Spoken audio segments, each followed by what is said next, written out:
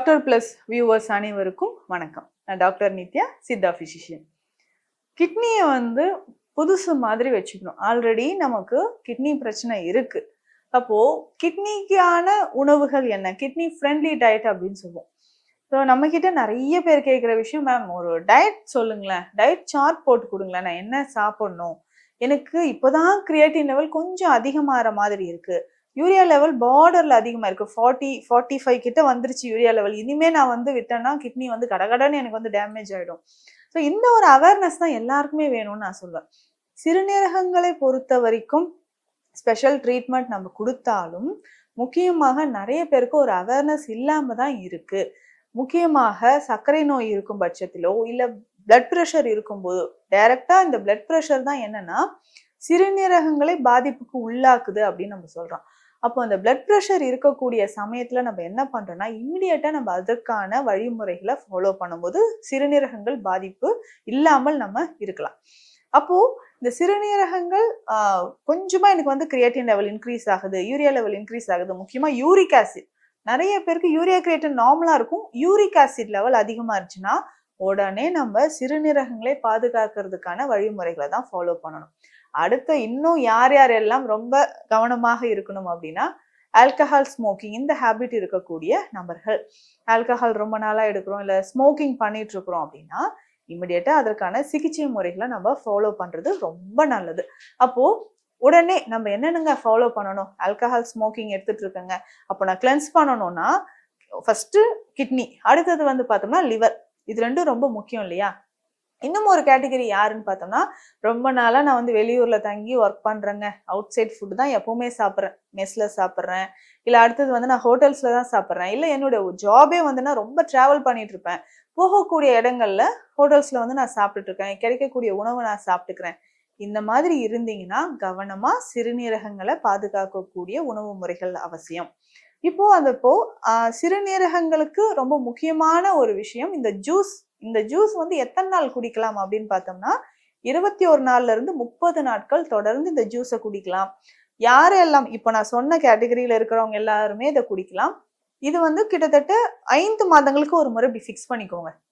5 மாதங்களுக்கு ஒரு முறை, ஒரு மாதம் அப்படி கூட வச்சுக்கலாம். 5 மாதங்களுக்கு ஒரு முறை, ஒரு மாதம் தொடர்ந்து காலையில இந்த ஜூஸை நான் குடிக்கிறேன், இல்ல ஈவினிங் டைம்ல குடிச்சாலும் ஓகே தான், இல்ல 2 வேளையும் குடிச்சா கூட ஓகே தான். அதாவது கண்டிப்பா காலையில குடிக்கணும், இல்ல காலையில டைம் இல்லைன்னா ஈவினிங் டைம்ல குடிச்சுக்கோங்க. ஒரு நாளைக்கு 2 வேளை நான் குடிக்கிறேன்னாலும் சரி.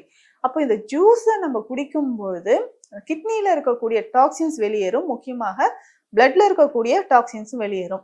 நிறைய பேருக்கு ஜிஎஃப்ஆர் ரேட் ரொம்ப குறைஞ்சிருக்கும், குளோமருலர் ஃபில்ட்ரேஷன் ரேட் அப்படின்னு சொல்லுவோம். இதுலயுமே பார்த்தோம்னா கிட்னி ஸ்டோன்ஸ் நிறைய பேருக்கு திரும்ப திரும்ப ரெக்கரண்டா வந்துட்டே இருக்கும். ரிப்பீட்டடா எனக்கு கிட்னி ஸ்டோன் வந்துச்சு, கியூர் ஆகுது, திரும்ப கிட்னி ஸ்டோன் வருது, கியூர் ஆகுது. இந்த மாதிரி பிரச்சனைகள் இருந்ததுன்னா கவனமா நம்ம பார்க்க வேண்டிய விஷயம் என்ன, அப்போ சிறுநீரகங்கள்ல ஏதோ ஒரு பாதிப்பு இருக்கு, அதை சரி பண்றதுக்கான வழிமுறைகளை இமிடியேட்டா நம்ம ஃபாலோ பண்ணணும் அப்படின்றதுதான் அர்த்தம். சரி, அந்த வகையில நம்ம உடனே கவனம் செலுத்தி பார்க்க வேண்டிய விஷயம் அப்படின்னா இந்த ஜூஸ். இந்த ஜூஸ் 5 மாதத்திற்கு ஒரு முறை, ஒரு மாதம் தொடர்ந்து நம்ம எடுக்கலாம். இந்த ஜூஸ் எடுக்கக்கூடிய சமயத்தில் நம்ம டயட்டும் ஃபாலோ பண்றது இம்பார்ட்டன்ட். அரை உப்பு சேர்த்து சாப்பிட்டுக்கோங்க, முக்கியமா அரை உப்பு சேர்த்து சாப்பிடணும், ரொம்ப ஆயிலி டயட் வேண்டாம். அதுக்கப்புறம் நான்வெஜ், முக்கியமா ரெட் மீட் எடுக்க வேண்டாம், சரிங்களா. ஸோ இந்த மாதிரியான பேசிக் டயட்டை ஃபாலோ பண்ணிட்டு இந்த ஜூஸ் குடிச்சோம் ஒரு 5 மாதங்களுக்கு ஒரு முறை இந்த ஜூஸை குடிச்சோம்னா கிட்னிக்கு ரொம்ப ரொம்ப கிளென்ஸ் ஆகிறதுக்கு ஈஸியா இருக்கும். சரி, இந்த ஜூஸ்ல என்னென்ன மூலிகைகள் சேருது அதையும் நம்ம தெரிஞ்சுக்கலாம். பிரம்மி இலைகள் கிடைச்சா அதை எடுத்துக்கோங்க, இல்லைன்னா வல்லாரை இலைகள். கண்டிப்பா பிரம்மி இலை கீரை விற்கிறவங்க கிட்ட இருக்கும், இல்லைன்னா வல்லாரை, ரெண்டுல ஏதாவது ஒண்ணு. வல்லாரை நிச்சயமாக கிடைக்கக்கூடிய ஒரு மூலிகை தான். இது ரெண்டுல ஏதாவது ஒரு மூலிகை நம்ம எடுத்துக்கணும். எந்த அளவுக்கு அப்படின்னா 2 கைப்பிடி அளவு எடுத்துக்கணும். ஒரு வேலைக்கான ஜூஸை இப்ப நான் சொல்றேன், 2 கைப்பிடி அளவு எடுத்துக்கணும். இதனோட என்னன்னா வெள்ளரிக்காய், இப்போ வல்லாரை நம்ம 2 கைப்பிடி அளவு எடுக்கிறோம்னா ஒரு பெரிய வெள்ளரிக்காய் இருந்துச்சுன்னா அதுல பாதி அளவு எடுத்து வச்சுக்கணும். இதனோட வேறு என்ன சேர்க்கணும் அப்படின்னு பார்த்தோம்னா எலுமிச்சை சாறு ஒரு 3ல இருந்து 4 சொட்டு அளவுக்கு இருந்தாலே போதும், ஒரு 5-6 சொட்டுக்கள் இருந்தாவே போதுமானது. இதுக்கப்புறம் பார்த்தோம்னா பீர்க்கங்காய் ரொம்ப ரொம்ப முக்கியம். இந்த 3மே நம்ம எடுத்துக்கணும். எலுமிச்சை சாறு கடைசியா நம்ம சேர்த்துக்கலாம்.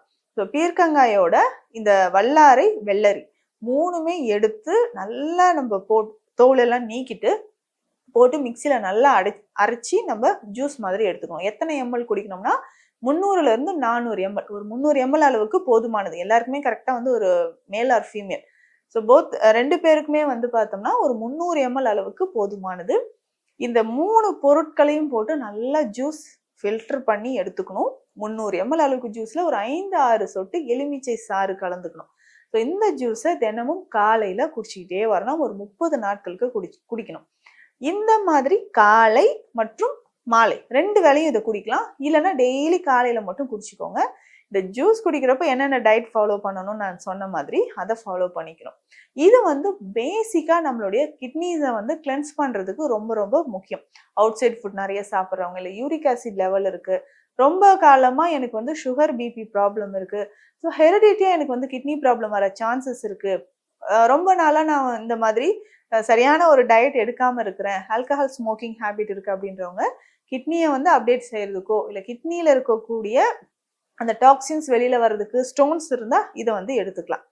இல்லைங்க இதை தாண்டி எனக்கு கொஞ்சம் ப்ராப்ளம் இருக்கு அப்படின்றவங்க பேசிக்கா சித்த மருத்துவத்தில் இருக்கக்கூடிய மெடிசன்ஸை எடுத்துக்கலாம். இதுல கல்கரைச்சி குடிநீர் சூரணம்ன்ற ஒரு மெடிசன் இருக்கு, சித்த மருத்துவத்துல இருக்கு. இந்த கல்கரைச்சி குடிநீர் சூரணம் அப்படின்ற மருந்தை நம்ம சாப்பிடணும். இதுவுமே வந்து கஷாயம் மாதிரி குடிக்கணும். இதுல இருக்கக்கூடிய ஹெர்ப்ஸ் எல்லாமே பெஸ்ட் டயூரிட்டிக் அப்படின்னு சொல்லலாம். டயூரிட்டிக் அப்படின்னா நீர்பெருக்கி, சிறுநீர் பெருக்கி. ஸோ அப்போ நம்ம பாடியில இருக்கக்கூடிய கற்கள் இந்த மெடிசனை ஃபாலோ பண்ணும்போது கிட்னி ஸ்டோன்ஸ் மட்டும் கிடையாது, கால் பிளாடர்ல பித்தப்பையில வந்து கற்கள் இருந்தாலும் அது வந்து முற்றிலுமாக குணமாகுதுன்னு சொல்லலாம். ஸோ அதை வந்து நம்ம ஃபாலோ பண்ணிட்டு வரும்போது நிச்சயமான ஒரு பலன் வந்து நமக்கு கிடைக்க ஆரம்பிக்கும்.